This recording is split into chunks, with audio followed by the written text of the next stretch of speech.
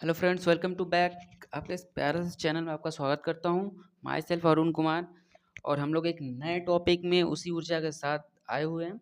और जो क्रमचय तथा संचय है वो क्लास 11 तथा एनडीए के पॉइंट ऑफ व्यू से वेरी वेरी इंपॉर्टेंट है। एनडीए में हर साल 6 से 8 क्वेश्चंस पूछे ही हुए हैं, तो ये टॉपिक बहुत इंपॉर्टेंट है। बिना टाइम वेस्ट किए हम लोग स्टार्ट करते हैं। नेक्स्ट जो आपकी है वो है कुछ रिस्ट्रिक्शन है। रिस्ट्रिक्शन का मतलब क्या होता है? कुछ बाधाएं दी जाएंगी आपको, कंडीशंस दी जाएंगी सॉल्व करने के लिए। वो कंडीशंस क्या हो सकती हैं?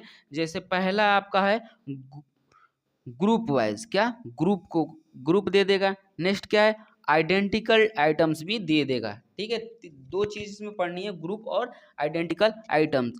तो जब ग्रुप का बात की जाएगी, जब ग्रुप में बात की जाएगी तो उसमें क्या हो जाएगा? इसका फॉर्मूला होता है कि outside box into inside box. याद रखिएगा, outside box into inside box. ये तो भाई बॉक्स मेथड हो गया। नेक्स्ट जो आपका तो फार्मूला जो क्या है, इसका फार्मूला क्या हो जाएगा सर? तो फार्मूला है n minus k plus 1 factorial, n minus k plus 1 factorial into के फैक्टोरियल। अभी के लिए केवल लर्न कीजिए, आगे आप एक्सप्लेन करेंगे एग्जाम में तो समझ में आ जाएगा। तो फार्मूला इसमें क्या है? जैसे आइडेंटिकल में फार्मूला क्या है? तो n फैक्टोरियल, एन फैक्टोरियल बटे में के फैक्टोरियल, के वन फैक्टोरियल इंटू के two factorial dot dot dot के आर फैक्टोरियल। समझ गए? इसको आपको लर्न कर लेना है। जैसे यहाँ पे एग्जाम्पल के थ्रू अगर हम लोग समझाएं, तो जैसे मैं कह दूं कि 5 बॉयज हैं। कितने? 5 बॉयज हैं। 5 बॉयज में से अगर B1, B2, B3, B4, B5 अगर हम कह दें कि B3 और B4 को क्या, B3 और B4 को एक साथ बैठाना है। B3, ये देखो एक मैंने कंडीशन दे दिया कि B3 और B4 को एक साथ कहीं पे भी बैठेंगे वो एक साथ बैठेंगे।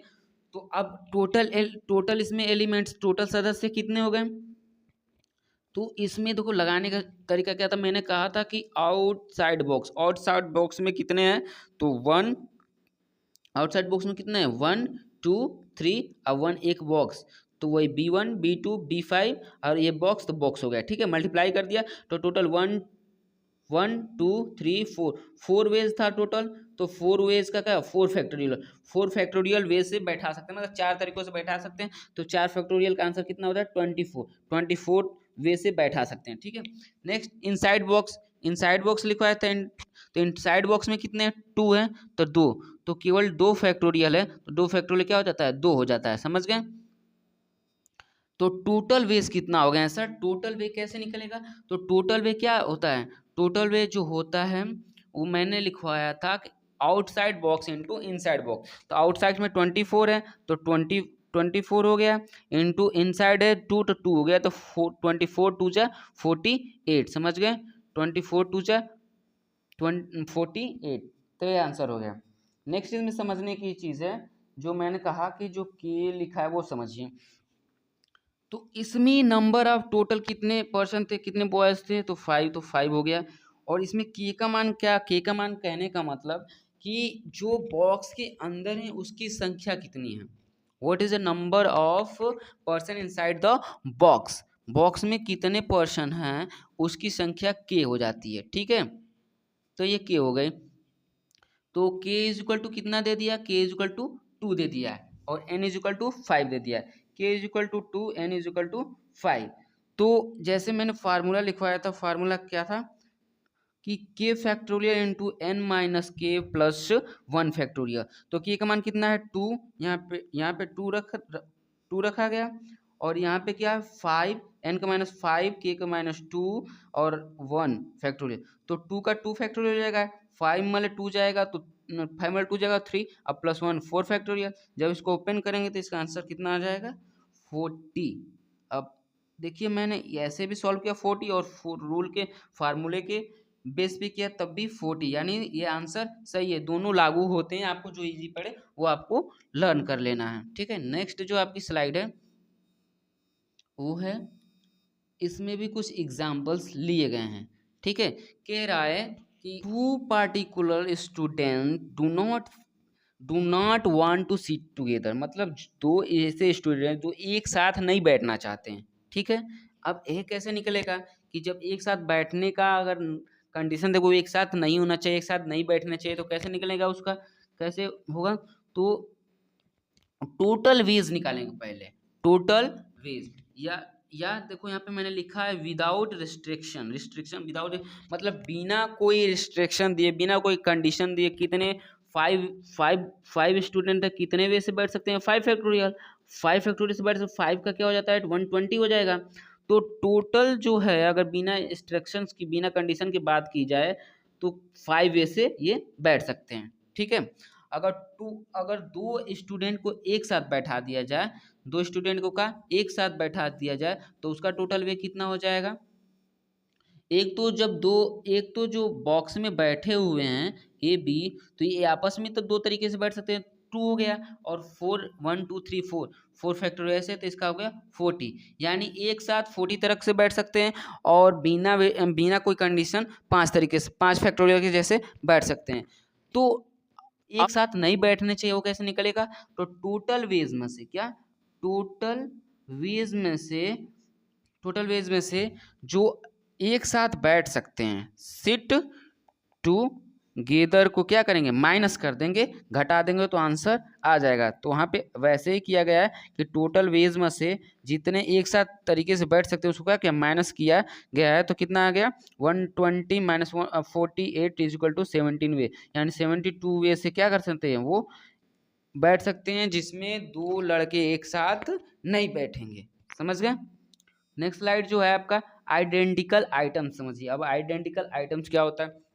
आइडेंटिकल का मतलब वो कुछ कंडीशन में एक जैसा दे दिया जाएगा, जैसे यहाँ पे दे दिया है कि 3 बॉल्स जो है एक जैसे, ठीक है, 3 बॉल्स क्या है एक जैसे हैं, 3 बॉल्स एक जैसे हैं, 2 टेडी भी एक जैसे हैं, और 4 कैंडीज भी एक जैसे हैं। अब इसमें कैसे निकलेगा, तो आइडेंटिकल आइटम्स में क्या होता है कि पहले तो उसको जैसे 3 बॉल्स है तो 3 B1 B2 B3 हो गया, और 2 टेडीज है 2 टेडीज हो गया T1 T2, और कैंडीज कितना 4, तो C1 C2 C4 ले लिया गया, ठीक है।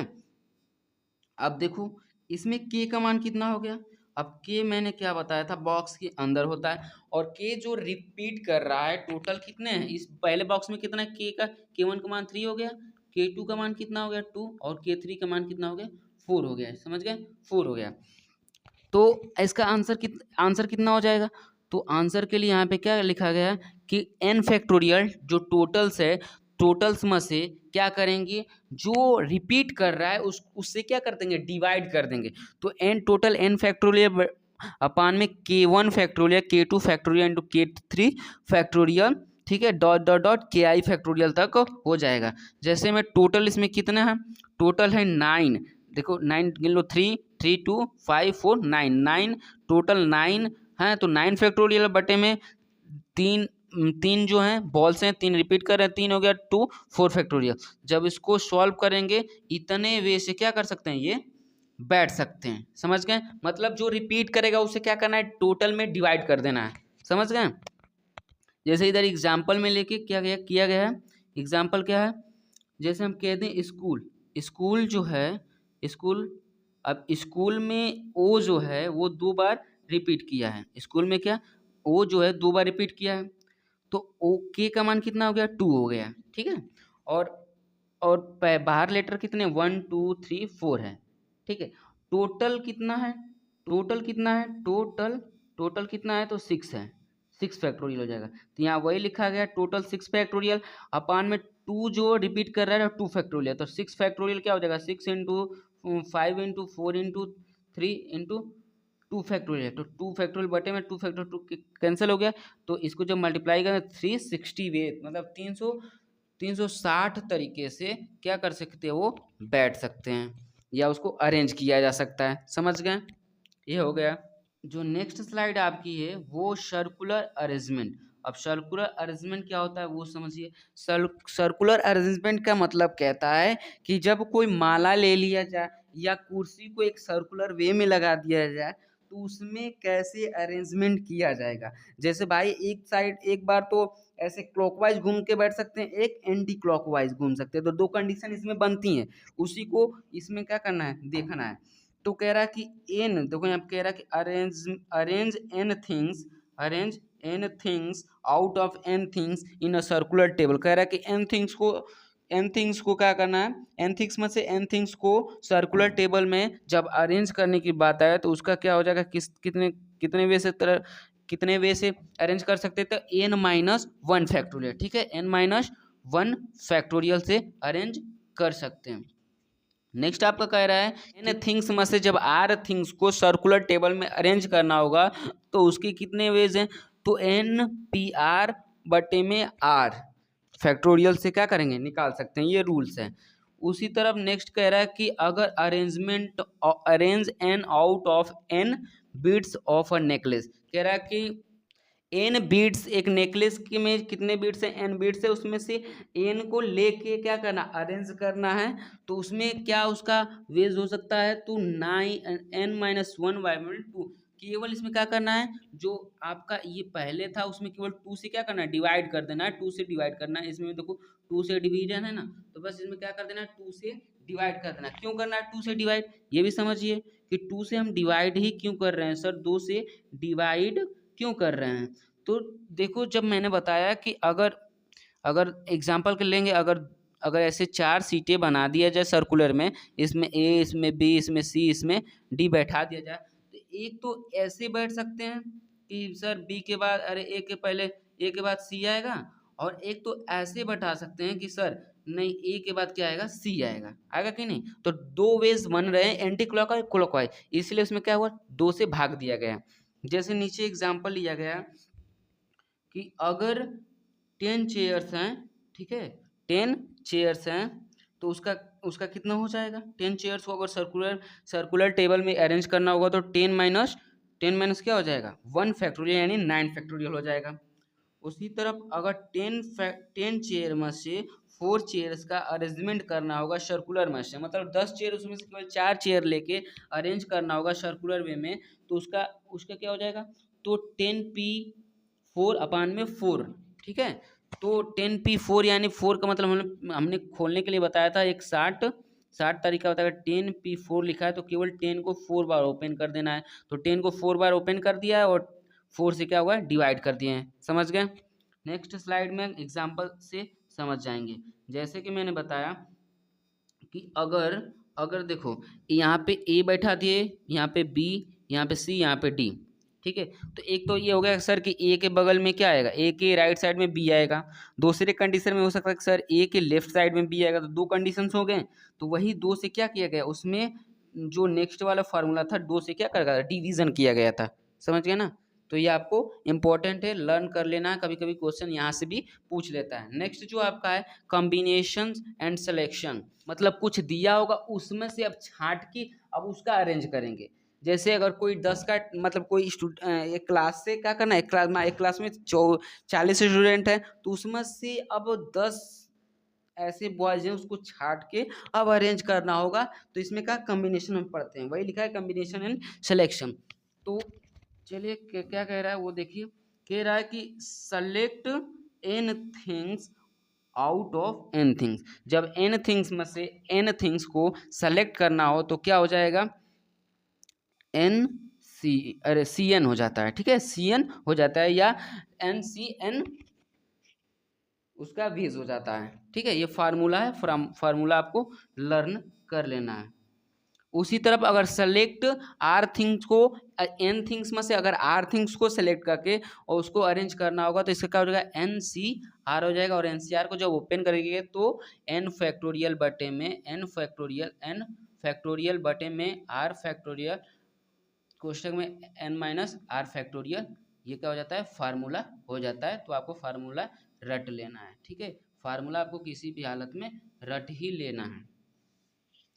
नेक्स्ट आपकी जो देखो इसमें कुछ इम्पोर्टेंट्स इसमें कंडीशन है जो आपको लर्न करने हैं। इसमें कुछ इंपॉर्टेंस कंडीशन है जो आपको लर्न करने हैं। जैसे कि NC0 इज इक्वल टू क्या होता है, NCN इज इक्वल टू 1 हो जाता है, इसको आपको लर्न कर लेना है। उसी तरफ NC1 is equal to NCN-1 is equal to n हो जाता है, इसको भी आपको क्या करना है, लर्न कर लेना है। जैसे NCR is equal to NCN-r हो जाता है। ये कुछ कंडीशंस आपको दिए हैं, वो आपको लर्न कर लेने हैं। और इसमें देखो आर का जो वैल्यू है वो 0 से बड़ा हो या n से छोटा बराबर होना चाहिए। तो आप इस सारे रूल को क्या करेंगे, लर्न कर लेंगे। नेक्स्ट स्लाइड जो आपकी है उसमें देखो, इसमें आपको एग्जाम्पल थ्रू कम्बिनेशन को समझाया गया, समझ लेंगे। जैसे अगर मान लो कि फैक्टोरियल को अगर परमुटेशन करना होता है तो हम लोग क्या करते हैं, टेन जो मान लो कि 10 सॉरी अगर 10p4 लिखा हो, क्या लिखा हो 10p4 लिखा हो तो उसको क्या ओपन करते हैं, 4 टाइम्स ओपन कर देते हैं। उसी तरफ अगर 10p3 लिखा हो, 10p3 लिखा हो, 10p3 लिखा हो तो उसको क्या करते हैं, उसको भी 3 टाइम्स ओपन कर देते हैं। उसी तरफ npr लिखा होता है तो ऊपर n फैक्टोरियल हो जाता है, नीचे n माइनस आर फैक्टोरियल हो जाता है। इसका फार्मूला क्या होता है, npr का इक्वल टू n फैक्टोरियल बटे n माइनस आर फैक्टोरियल होता है। समझ गए, ये फार्मूला होता है।